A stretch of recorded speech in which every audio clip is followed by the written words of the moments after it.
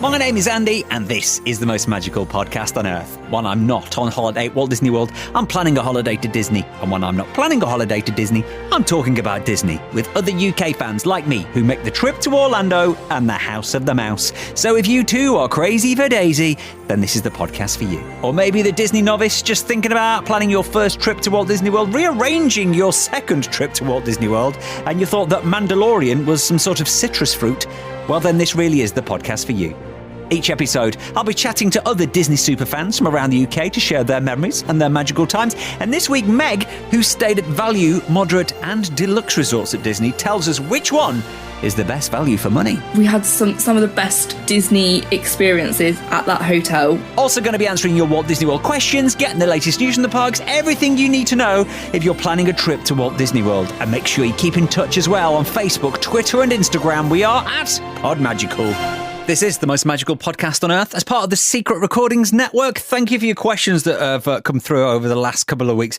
There's been a lot about planning for next year. And the general question is, should I book for next year? There are some great deals around at the minute. I know Disney released a package, Wish You Were Here package, about a week or two ago, and the prices seem quite good. A lot of people are saying, should we go next year? Is it going to be normal next year? My gut feeling is, no, it won't be normal next year. I'd say if you love going to Walt Disney World and you've been a number of times and you're desperate to go, yeah, I'd say book. If you've never been before and this is your first trip of a lifetime to Walt Disney World, or you're taking somebody who is, I'd say hang off next year. Even with the 50th anniversary coming in October, which I don't think is going to be quite what they wanted. More about that in the news later on in the podcast, by the way. I just don't think things are going to be ready. People have been asking me, like, do you think we're still going to have to wear face masks in the park next year? Again, I don't think anybody knows. Disney won't even know what the situation is going to be next year. Maybe towards the end of the year you won't. Maybe you'll have to wear them inside and not outside. But I think by that time anyway, I don't know about you, but I've got used to wearing a face mask for like hours on end. So, if I have to go to Walt Disney World and wear a face mask, as long as it's not the middle of August, I think I'll be okay with that. Will the free dining become available? Shall I book now or should I wait for free dining? I think free dining for next year, forget it. There will be no free dining next year. In fact, if I'm not mistaken, and if you're one of the people this is affected, please do get in touch and let me know. I think people who booked last year for next year and paid for the dining package, I think that has been refunded. I'm sure so somebody who's going at the end of next year and had paid for the dining package, I think that they've got the refund on that already. So I think the gist is, if you're thinking about going next year, you're desperate to go to Walt Disney World, I'd say, prepare for the worst, but hope for the best. I think that's what people are saying, because just who knows this time next year? I mean, who knows? We would hope that you'd be able to go to America. I'm guessing early next year. There might still be quarantine. There might be airport testing or pre-testing or arrival testing or something like that. I think that is going to... they can't keep the doors to America closed forever. I don't think so. I think we will be able to go. Will you want to? Will it be the same? I don't think it will be quite the same. But maybe it'll be a bit more normal. Who knows? I just wish I knew. Any questions that you want to ask that I can't answer, then do get in touch. Facebook, Twitter, Instagram, PodMagical is where we are. Same place to go to be our podcast guest. Time to share some Disney memories with this episode's guest. Meg is here, so tell me, Meg, Walt Disney World, what does it for you? It's that typical feeling at home, isn't it? That little Disney bubble. There isn't a feeling like walking into that park for the first time, is there? And when was the last time you were there? The last time I was there was November, just gone, for my birthday. We're coming up to a year since you went last. I know, it's sad. It feels like so long ago. And what about the first time you went? The first time we went was November 2015, again for my birthday. So do you always go for your birthday? No, we've been in March, we've been in May, and we've been in November, so we've got a few varied months that we've been in. And what's it like celebrating your birthday at Walt Disney World? Oh, it's incredible. Last year we went to Boma for breakfast, and they brought me a cake out without even I didn't even say anything. I just sat down and she brought me a cake. It was incredible. For breakfast? For breakfast. Welcome to Walt Disney World. Yeah. It's cake for breakfast. It was literally the first morning. So how did they know it was your birthday? Did you have the birthday badge on? Or? I don't know if they'd put it on the reservation as I booked it, but she knew. Oh, right. Well, you say she knew. Mickey knew. Mickey's obviously got his eye on you. So, yeah. So let's talk about the first time you went to Walt Disney World. What do you remember about that first visit? Not a lot, to be honest. Like, we've been so many times that they all started to merge into one. Yeah. But obviously, the walking down Main Street for the first time was just absolutely mad. Going in all the shops and seeing how much Disney merch there was. We watched Wishes on my first night. Oh, yeah. Back when it was Wishes, and that was amazing. So was that the first place you headed to on your first visit? It was like, right, it's got to be Magic Kingdom first. Straight first to thing the in the castle. morning. Rope drop. We're awake at 4:00 in the morning, straight to the castle. Yep. And would you say the first time you went was your favourite Disney trip? Because like I was saying, the first time is the best time. Oh, you've got a better favourite? No, I would say the trip in November just gone was my favourite. And what was special about that? So because it was for my birthday, my sister and my partner had booked the Keys to the Kingdom tour for me as a surprise. Oh, wow. And they told me the morning before. So that was on my birthday, we did the tour, and the day before we went for breakfast at Be Our Guest, and they told me at Be Our Guest that we were going to the Keys to the Kingdom tour. I sobbed. I ugly cried. I mentioned this but was it last podcast, the podcast before we talked about Keys to the Kingdom tour, because I've done it, but what was it like for you? Oh, just getting to know all of like the little bits of backstage info that you don't get told if you're asking a cast member outside was just amazing. Getting to know like how Tinkerbell flies from the castle was a funny one. Yeah. The little things about how Magic Kingdom is basically a theatre and a show as you walk down the red carpet of Main Street. I cried the whole tour as well. It is brilliant, and they take you behind the scenes as well. And what I like about it, when this was the same for you, they told us, like, if you ask us while we're in the park a question, we'll give you the park answer, but we can like behind the scenes we can give you the technical answer. So like, if you ask us while we're in the park, how does Tinkerbell fly from the castle, we'll tell you it's fairy dust. Yep. But if you ask us again behind the scenes, we'll tell you There'll be a different answer. Yeah, exactly. Yeah. And how did you feel like the Utilidors? Because the Utilidors are the corridors underneath the park. What did you think about that? How it was they for you? Crazy. I don't understand how they get to know where they're going. I know there's the colour code system, but I only because I was following someone did I know where I was going. It's confusing down there, but it's such a clever way for them to like transport people from place to place. And nothing like Disney, is it? No, when you're down there. No, it's like being in like a weird underground like tunnel. Like it is literally like being in a weird tunnel, like very like urban. Whereas you go upstairs and it's all like colourful. Yeah, I found it very grey and very kind of like 80s. Yeah. With like staff notice boards up everywhere and signs like that hadn't been changed for about 30 years. It was really weird. Yeah, it was strange. What about some of your other favourite things? Have you got a favourite attraction? Favourite attraction, Flight of Passage, but I will give an honorary mention to the People Mover. Me, my sister and my partner love the People Mover. Like, just people watching from it, being able to see like inside Space Mountain when lights are on and you shouldn't really be able to see inside it. There is just something about the People Mover that it's one of my favourite attractions, but I don't actually know why. You know there's never a big queue. You know you're on it for quite a while. And you know you can put your feet up on the seats and you're not supposed to. Yeah. Totally. In terms of parades or nighttime shows, have you got a favourite? Festival of Fantasy is just the best parade that I think, well, apart from the Christmas parade, but the best accessible parade that you can get to. And Happily Ever After, it was difficult for it to overtake Wishes, but it did it. And I'm guessing going in November, you would have caught the Christmas party. We've done the Christmas party twice now. Yeah. What do you love about the Christmas parties? Oh, just free snacks, isn't it? Like, wherever you turn, here's a cookie. Yeah. Have another cookie. Here's a hot chocolate. Yeah. Here's more sugar. Have some spiced apple juice. Yeah. Have you got a guilty pleasure when it comes to Walt Disney World? Stuff that you can tell other Disney fans, but like, you know, friends at work who don't get it, you're a bit embarrassed about. Carousel of Progress. Nobody really gets it, but you come off singing the song. My partner's always like, do we really have to go on it? I'm like, yeah, it's just part of the experience. Yes. You are a true Disney geek, a real Disney geek, Megan. So let's talk about your holiday planning. Do you like to stay on site or do you prefer to stay away from Disney? I love to stay on site, but we have done both. Most recently we stayed at Animal Kingdom Lodge, which was just incredible. Yeah. But we stayed on iDrive, and that was also just as good. But we were in a group then, so we stayed in like a little apartment, which worked for the time. But yeah, you always want to be in the Disney bubble, don't you? Yeah, but obviously if you're doing it on a budget as well, International Drive is, it's another good option. It's amazing. Apart from the getting around bit, did you get around in a car when you stayed in International Drive? Or? No, none of us drive. So we Ubered and we like split the fare 4 ways when we went as a group.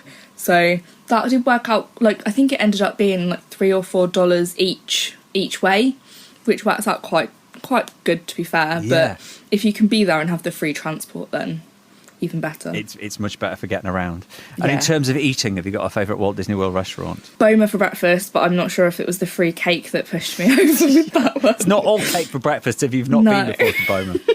Boma is the buffet, isn't it, at Animal Kingdom Lodge? Yeah, the selection is amazing. My sister's a vegetarian and even she loved it. She said there was a great selection for her as well. Did you try everything? Because I know they have a few, if you're looking for something a bit unique and different, Boma's, they've got a few odd things on the menu there, haven't they? Yeah, I think I definitely had spoonfuls of most things. I couldn't tell you what they are now, but I definitely tried as much as I could on that buffet. We will share more memories with Meg in just a moment on this episode of the podcast. Let's get some Disney news, though, which we haven't done for quite a while, and not a lot really has happened over the last few weeks. There is some news about some new attractions that we were hoping for the 50th that had been announced in 2017 for the 50th that looks like have been hit with a bit of a delay. Now, no official word from Disney on this at the time of recording this podcast, but a couple of the big new attractions, such as Guardians of the Galaxy over at Epcot and the Tron roller coaster at Magic Kingdom, looks like they've hit a bit of a delay, which means they might not be open for the 50th. Walt Disney World Magic Kingdom will turn 50 on the 1st of October. However, here's what I'm saying. That's probably going to be the very start of the 50th celebrations, and they're going to go on a couple of years. So those attractions will open at some point during the 50th celebrations. But obviously with what's going on in the world, there's been a bit of a delay. So I think if you're thinking of things that are going to be open in 2021, think more towards the end of 2021, maybe the beginning of 2022. Same goes for the brand new nighttime fireworks spectacular over at Epcot, which should have opened by now. Harmonious, or whatever you pronounce it, they should have been open in spring this year. Still been hit with delays. I don't think there's going to be a nighttime spectacular for quite a while until they can allow big crowds back into the parks. And it looks like some permits have been filed for a major installation in the middle of the lagoon for the fireworks, and the end of the time period to install that is actually the end of next year. So maybe they're just giving themselves a little bit of leeway with that, but big things we're expecting for the 50th anniversary. Expect them towards the end of the 50th celebrations, whenever that will be. One good bit of news that we can look forward to next year, if you're planning an early trip to Walt Disney World in early 2021, fingers crossed, we have got the return of the Festival of the Arts at Epcot. It's actually been kind of like watered down and remodified. They've announced it as the Taste of Epcot Festival of the Arts.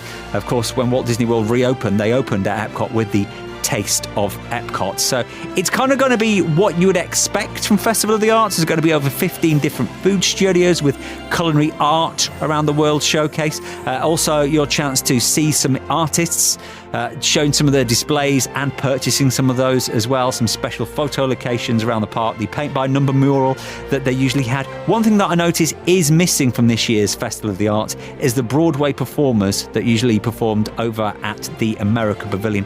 That's not been announced for this year.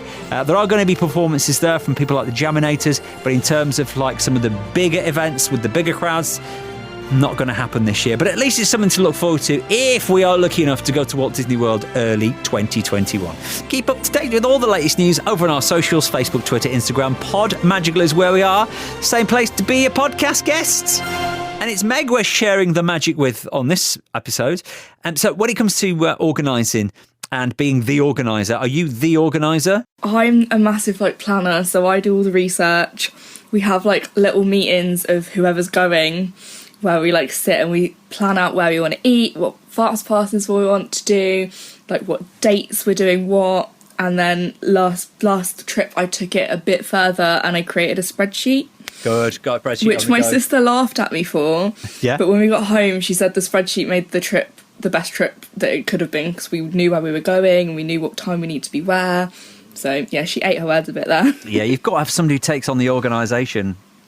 I had a binder and everything. A full binder? What, do you carry that around the park with you? Oh, no. It stayed at home, but I liked knowing that it was there. I did what I did once. I did like a little rip sheet. So like we took like so you could just rip off a piece of paper every day and stuff it in your pocket. Mm-hmm. Just so you know. Obviously, you've got the My Disney Experience app that's got certain things, but it's quite nice to have that written down as well, just in case you lose battery. Yeah, definitely. Extreme. What about outside Disney? Anything else you'd like to do in Orlando? Obviously done the dreaded Universal. What's dreaded about Universal? Just hate to mention it on a Disney podcast, Do you know what? It's fine. Mosey, if you're going all the way from Britain to America, you've got to do Universal and SeaWorld if you want, or Legoland. Yeah, we did Discovery Cove as well, and that was like a really good break from being all go. Yeah. But our favourite thing when we stayed on International Drive was to just wander all of like the tacky gift shops, and we found this massive arcade called Dave & Buster's really far up iDrive, and that was amazing. You just like loaded a card with some money and you could go in and play like all the arcade games. What's that called again? Dave & Buster's. Okay, and that's on International Drive. They've got branches all over America, but yeah, we just stumbled across it and it was a really, really fun night. I have never heard of that before. They've also got a bar in there as well. Oh, that helps. The more you drink, the more fun it gets. Yeah, definitely. Now, is there anything you don't like about Walt Disney World? I would say that just the transport, if you're doing Disney transport, can be a bit hit and miss, like buses. You can wait quite a while for some of the buses for like the value resorts, I would say, but we didn't have any problems when we stayed at Animal Kingdom Lodge. So what other hotels have you stayed at before? We stayed at Art of Animation on our first trip, and Caribbean Beach on our third trip, I think. So you stayed at three different Disney hotels? Yeah. And they're all different values, aren't they? Yeah, we've managed to get quite a good selection of like you've done literally one of the each. Yeah, value, moderate, and the very expensive one. And in terms of getting around, which one would you say out of the three would be the best value for money? In fact, putting into International Drive as well on this, if you had to go back, which would you say would be best value for money? See, we got a really good deal on Animal Kingdom Lodge because there was a load of construction going on. Oh, so right. If I was to get the price I paid for Animal Kingdom Lodge again, 100% would go with that. But I would probably... Art of Animation was great. We had some of the best Disney experiences at that hotel. We've made a friend for life with one of the people we met on the reception. It was just such a special, and that was our first trip as well, so it was a really special one. So I think Art of Animation would always hold like a little special place in my heart. And are you still in touch with the person you met on reception? We've got them on Facebook, yeah, so every now and again we just like see something pop up from them and I have a little comment. And are they all right at the minute with the craziness that's going on in Florida? Yeah, well luckily they moved away from Orlando quite quickly, so they're at home in Oklahoma, I think she said. All right, so is she going to go back to Walt Disney World, or is that it now? I think she's terminated her own contract, so I don't think she'll be back. Oh, right. So you can unfriend her now then if she can't get staff discount. What's the point? Joking, obviously. When do you think you're going to go back next? Well, we had a Disney cruise planned for November, but they've just cancelled all the cruises through to like December now. Yes, they have. So we've booked something different and we're planning probably end of next year, early 2022. So with your Disney cruise that you cancelled, did you cancel it or did they cancel it? So they have cancelled all cruises up until December the 17th, I think it was. So we had booked through Virgin, so I called them literally earlier today to reschedule it to a different destination. And did you get your 125% back on that? Because I know Disney cruises, unless it's you have to book directly with Disney Cruise, if they cancel it, you can have like your money back, or you can get a cruise credit of 125% of your cruise. No, we weren't offered that. Oh, right. But I don't know if that's because we booked through Virgin. It could be, yeah. So, yeah, I wonder if you book direct with them, you get that as a good bonus. So where were you going to go on the Disney cruise? Which ship was it? It was the Disney Magic, and we were going from Miami to Nassau and then to Disney's private island. I can't remember the name of it now. Castaway Cay. Yes, that is it. Disney's private island, which is brilliant. I was looking forward to it, but we'll go again. We will. Yeah. So what are you thinking, 2022 then? Yeah, so I'm hoping to do Disney World and then a Disney cruise. The dream. Do them together. Yeah. You can never get too much Disney, especially if we're going to have like a year or two off. Exactly. We need to make up for it, don't we, Megan? Got 100%. to. Well, it's lovely talking to you. Amazing. Thank you so much. And sharing your Disney memories, and have a magical day. Thank you. You too. If you fancy joining me on the podcast one episode to chat about Walt Disney World like Meg, then just drop me a line. Facebook, Twitter, Instagram. We are at Podmagical. We are looking for guests now for next year, particularly if you are planning to go soon, maybe even like the end of this year, early next year. If you're planning to go, let's get you on the podcast as soon as you get back. I'll be desperate to talk to you. Just send me a message. Facebook, Twitter, Instagram. Podmagical is where we are. Andy's top tip of the week this week. I know we have a lot of childless millennials who listen to this podcast. If you're going without kids and you fancy a good adult night out, the boardwalk area is the place to go. You might have been to Jelly Rolls. Jelly Rolls is dueling pianos. They take requests. They will play anything. You do get a lot of Disney mums in there who like leave the kids at home for the night. They get babysitters or dad or nan and granddad stay at home and they go wild. The crazy Disney mums you'll find in there. And these guys on the piano will play anything. They'll play Disney tunes. They'll play Whitney, Britney, anything you want. It's a great night out in Jelly Rolls. You do have to pay to get in, by the way. It's like $10. But also around the boardwalk, the Swan and Dolphin Hotel, there is a karaoke bar. Now, I've not been here, but people say it's brilliant. It's called Kimonos, and it's inside the Swan Hotel. So maybe you've been drinking around the world at Epcot and you want to keep your merry going. Boardwalk, Jelly Rolls, or Kimonos at the Swan if you fancy a bit of a sing on karaoke. If you've got any top tips, let me know. You know where we are. Podmagical, Facebook, Twitter, and Instagram. Don't forget to hit that subscribe button. We've got brand new podcasts coming every other Friday, so don't miss a single episode. Subscribe now wherever you get your podcasts. If you could give us a 5-star review on Apple Podcasts as well, that will be great. It really does help people find us who are looking for British Walt Disney World podcasts, of course. If you know people who do, point them in our direction. And until next time, please stand clear of the doors.